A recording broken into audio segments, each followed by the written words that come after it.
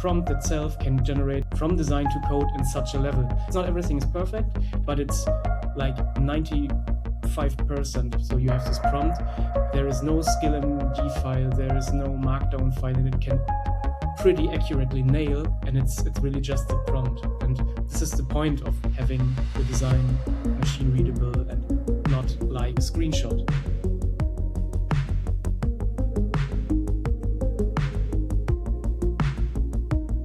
Hi Stefan, welcome to AI Designer Club. Hey Ellie, nice to meet you. For those who don't know you, could you kindly introduce yourself? Yes, I'm Stefan Holzheu. I'm a product designer living in Lübeck, northern part of Germany. I'm a father of a 2-year-old daughter. I got a dog, and mostly work in enterprise setups where you have small to big teams ranging from basically enabling design system work, digital products, and so on, but also concept from start to finish. Thanks. What I really like about your work is that so you work with different companies, but you didn't stop for a permission to start experimenting with AI. You actually started experimenting with AI and you built a really useful plugin called DesignReady. Could you tell us about that? Yes, basically the plugin is my journey on learning AI. These are times that fly so fast and updates come on a weekly basis. And that's when I started to learn how can I use AI to go beyond the things I already know. And while doing so, this plugin was the distilled result, you could say. Nice, and it's quite useful for designers. It's not just an experiment. You try to solve a problem, and you already have, I just checked on Figma, you already have like almost 400 downloads, 391 or something. Well done. You didn't do any advertise. You just posted basically on LinkedIn, and then that was when and where I found you. Yes, you could say LinkedIn also was the parallel experience to push myself beyond, because if I would not go public, I imagined I wouldn't be that fast in learning, and LinkedIn was also that experiment to position myself more in that section of design. And so I really tried hard to have this diary of my learning process. And it also made me think about, okay, I have this basic knowledge now, and how can I advance from here? And the idea of creating this plugin came into mind because it's a much lower threshold to publish a plugin inside of a working ecosystem than creating a whole product. And you know that yourself, it's so much harder with no setup in between and so on. So having this plugin in Figma, which now enables you to read your designs, and it helps AI to not interpret too much and gives it a lot of accuracy. And on the same page, you as designer, regardless of which Figma knowledge you have, you get the chance to learn how AI reads it. And it also ties down in how to use Figma accurately, even before AI. So trying to solve the problem of working in a correct way in Figma and having machine readable output was a strong synergy, I realized. So the idea was born. Now that we are talking about your product, shall we move to actually show our audience what it does and where they can find it? Let's jump to Figma. I prepared something just to show how this plugin basically works. There are designers out there who can design much better than me, but maybe they don't have the same knowledge. And for example, this component, it's straight from the plugin. If you realize it's a token coverage. And I created a before and an after state. Visually, they appear to be the exact same thing. The difference is if I scan this one, it gives a score of 69. The scores, the dimensions plugin shows you are consisting of naming, structure, tokens, meta, completeness, and variance. Also, there is one big gap, that's the AI tolerance. You could also say that's leftover points of the probabilistic nature of AI. So this is the percentage or the points that tell you this is the amount of that AI might hallucinate or infer too much. If you look at the plugin, I have some tree here, some hierarchy tree that shows you how a hierarchy is built up. And for such a small component, it's way too bloated. So for every part of this group, AI tries to guess what it is because also isn't matching to what the different layers want to be. Also, no token bindings. That's, for example, the token coverage and the color here, which I thought is some handy feed to see, are they matching. This tool is not meant to be some automatic robot and you push one button, but it's a guidance for new to mid, maybe even to pro designers who want to make the translation from design to code. So to simplify this, your plugin scans whatever a designer has built, and then it would give you a score on how ready is this, let's say, component to be implemented and built by an AI. And it would give you some sort of suggestion also through that, right? My question is that when this will come handy? This will come in handy when you, I guess, majority is trying to figure out how to go to the next level of how to reduce what you call drift. When you try to push this from design to code, you will realize, even if you use Figma MCP or whatever, the result isn't good. And that means that the quality you try to build here needs to be exceptional. If the quality, this is basically the quality layer. And I could show the after screen because it basically explains what I mean by that. If I scan this component, I get a score, but it's already 88. And the reason for that is that the structure is boiled down to what it needs.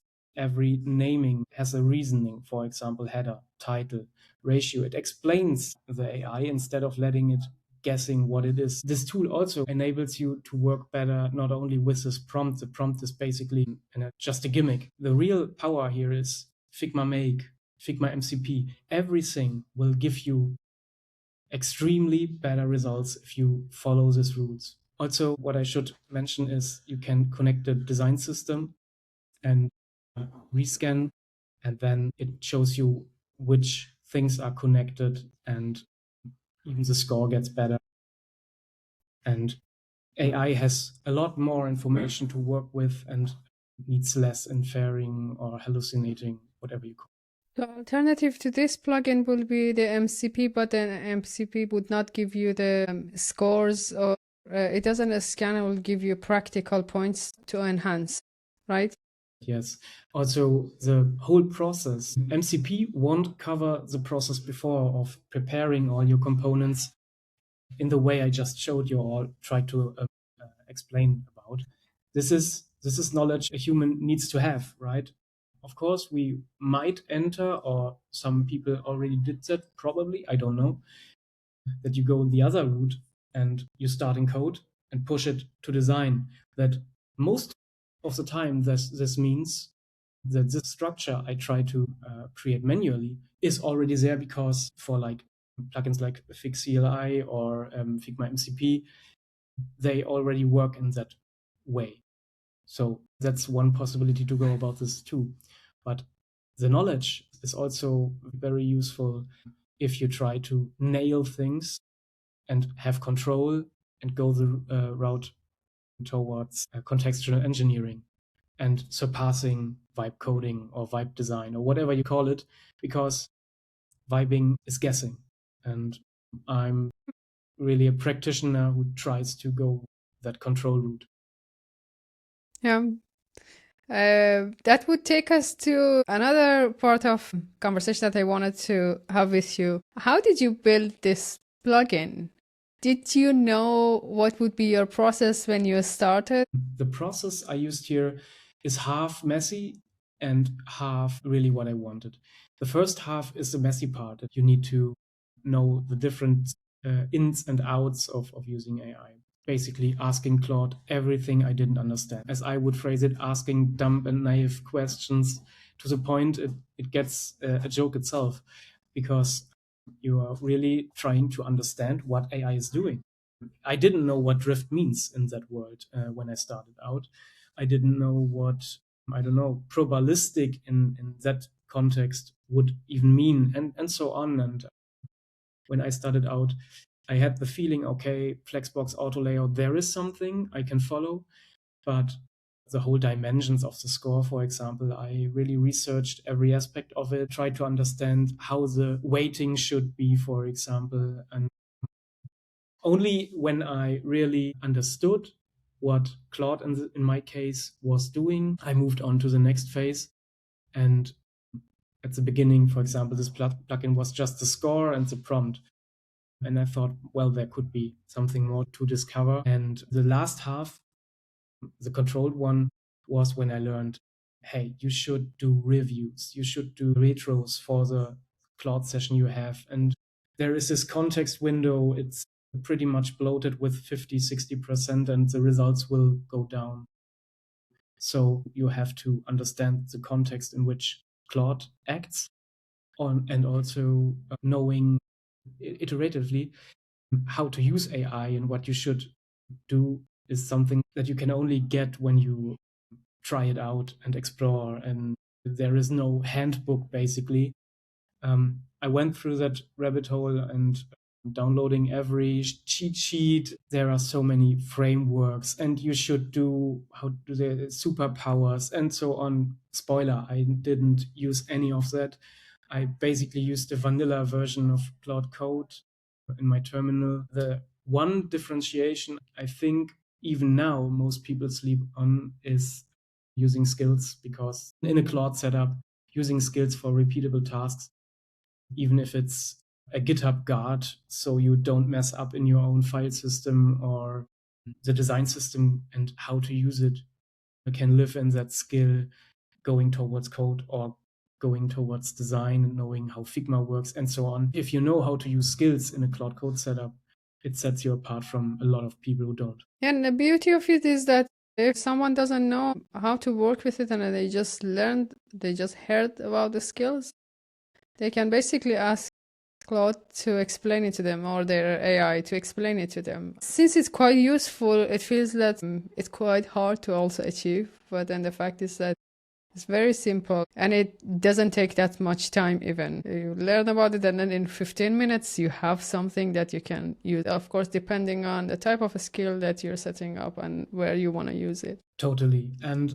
the point you made is really important. I also, even before I had this principle of a shotgun approach. I try different things and they don't need to be perfect. I just shoot them out and then I go step by step.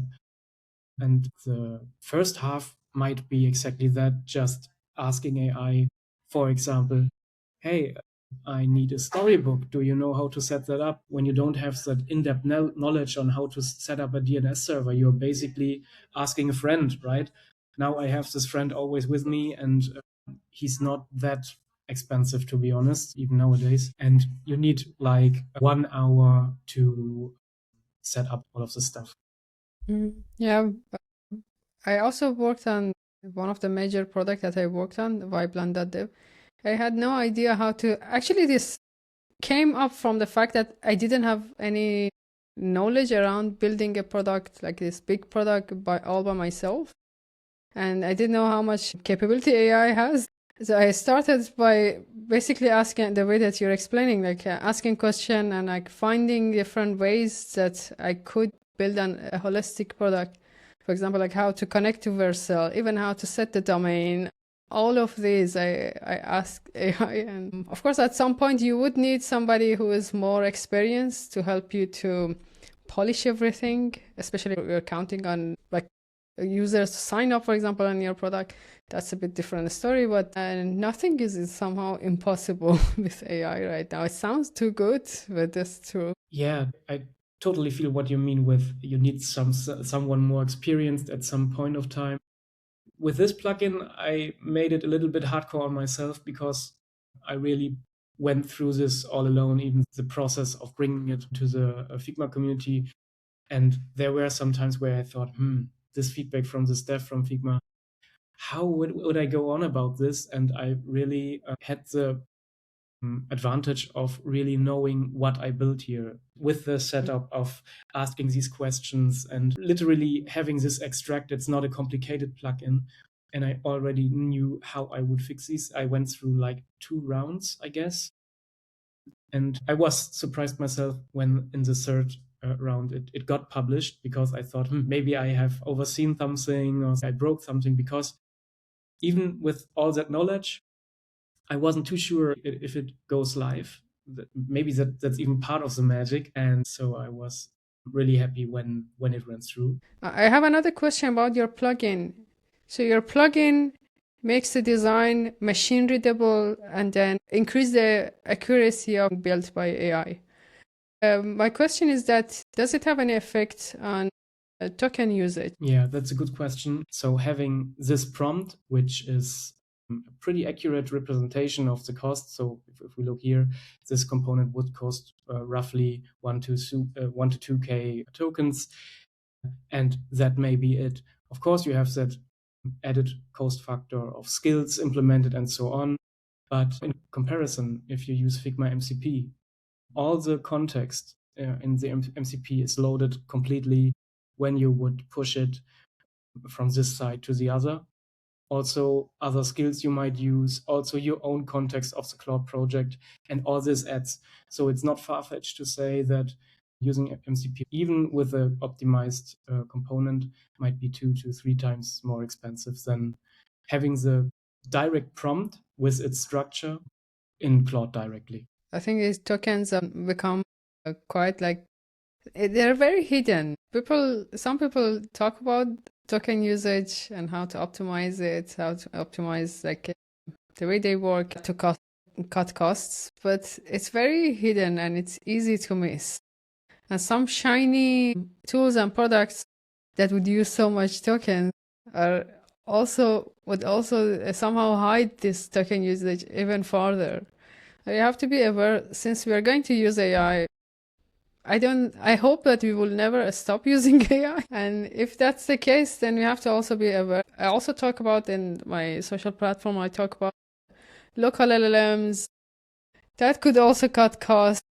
But still, I think it's somehow inevitable and it's hard to not have a subscription. And with that, then we have to be more mindful of how we are spending our tokens. That's a really good point. I think a lot of people would try to use AI for something like designing the entire website in one prompt. If you look at my plugin, it's component-based for a reason. There is this domain knowledge of having atomic design built in itself, or trying to make aware of that, to have repeatable patterns, to have not 3 different kind of things, which could basically one entity.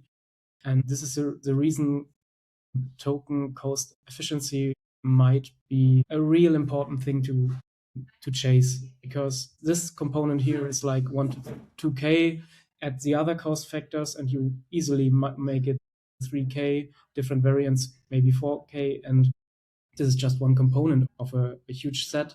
And we are not working in a way that we once create this, but it's a living document. So initially setting up the thing might be well beyond 1 million token costs, and having the day-to-day work adds on that. So yeah, it can get pretty expensive with the promise of being fast, but the real game changer is basically that a designer could have this art direction right into code, which wasn't possible before, or very rarely possible. True, and I have to make this very clear. This plugin is for free. You can right now, I will put the link in the description. You can just open it on Figma and then download it and use it in your Figma and any design that you're working on right now. It's free and it's quite useful. I do not bring content that's not useful for my audience, so you can take this from me. This is useful. I would highly recommend you to download and use it. So I have 2 more questions for you, Stefan. For designers who haven't started experimenting with AI, they haven't started experimenting with AI outside of their daily full-time work. Do you have any recommendation for them? Try it and have fun. It's basically that. If I would do it again, I would completely shut it off from my real daily work and try to build something, automate or make a digital replication of something I use in my private time. And whatever, if you're a freelancer having a timesheet, right, build something so you don't need to go into Excel or numbers ever again, and having this sophisticated design you always wanted but couldn't replicate in Excel or numbers. You don't need a training for that. I guess everybody who could learn Figma can learn AI, and it's that simple. Yeah, that's a great point. Like having fun with it, I think that's the best way to, especially if it's like it's not really mandatory. Since we are somehow from the educational system, we are learned to do stuffs that are more mandatory than I have to do it because it's my homework, or I have to I have an exam.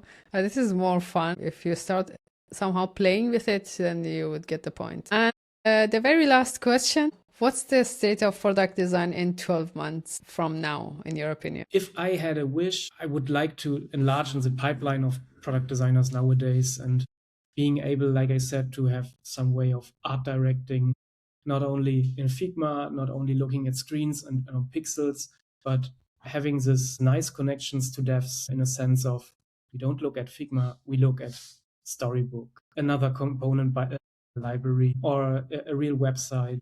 And having a prototype means basically you already had that website down. So this is what I could imagine in a lot of aspects of being the future, and maybe even the present at some companies.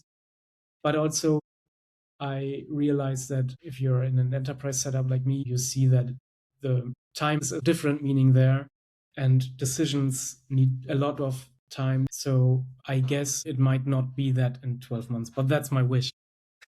Okay, thank you so much. I highly recommend everyone to download your plugin and use it. I will put the direct link to the plugin in the description, and also Stefan's LinkedIn. Connect with him. He always shares his journey, which is great to learn from because it's quite pure and he doesn't hide his experience. Thank you so much, Stefan, for joining me. Thank you, Ellie. And if anybody got feedback on this or faces errors, whatever, don't hesitate. I also like to connect. And Ellie, thanks for this chance to present myself here on your channel. Thanks so much for sticking around. I hope you enjoyed this episode. I make this kind of content a lot, so if you're a designer building with AI or curious to know how to build with AI, you're in the right place. Subscribe so the next episode finds you. Cheers!